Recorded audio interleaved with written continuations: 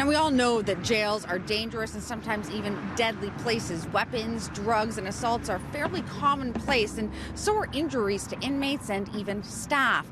Now, last year, the government tried to make jails a little bit safer. They introduced high-tech body scanners in an effort to try and curb weapons like this from getting inside.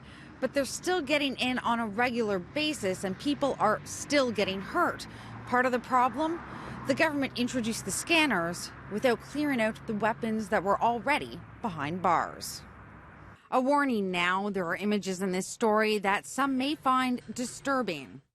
There's still lots of contraband, ceramic, razor blades in the institutions. And how are you going to find it if you can't search? Luck. Veteran correctional officer and OPSU local president Jason Mushinski says since the Toronto East Detention Centre got one of the 17 coveted body scanners, they've been able to stop a lot of drugs and weapons from coming in. But earlier this week, an inmate was slashed, requiring several stitches by a ceramic blade, a weapon that was likely hiding in the jail for months or even years.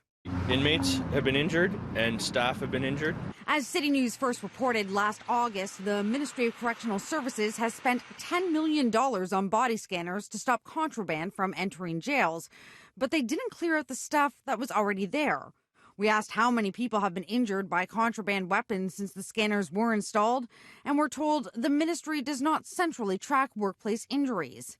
But last summer, a correctional officer at the Lindsay jail was slashed multiple times and hospitalized for his injuries. He still hasn't returned to work.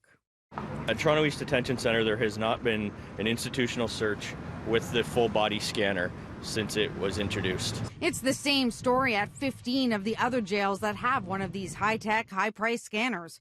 Only the Lindsay jail has cleared all existing inmates through the machine, and when they did, they found several knives, dozens of weapons, and plenty of drugs.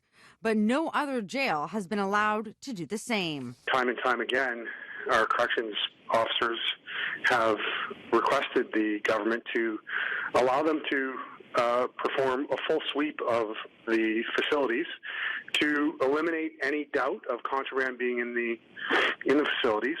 The use of the body scanners would be more effective because you've already eliminated the threat and you've identified whether there was existing contraband inside. In a statement, ministry spokesperson Andrew Morrison writes that the ministry continues to explore further options with OPSU, the Ministry Employee Relations Committee, and the Provincial Joint Occupational Health and Safety Committee. However, the ministry has already backpedaled on a former minister's plan to allow Maplehurst to conduct those searches. Now, every correctional officer I've spoken with says that the new scanners have helped in curbing the introduction of new drugs and weapons into the jail, but they say that it's given rise to a somewhat new problem, that shivs and shanks, these are weapons created using materials that are found in cells and in the institution itself, well, they're becoming much more prevalent on the jail's floors. In Mimico, Christina Howarn, City News.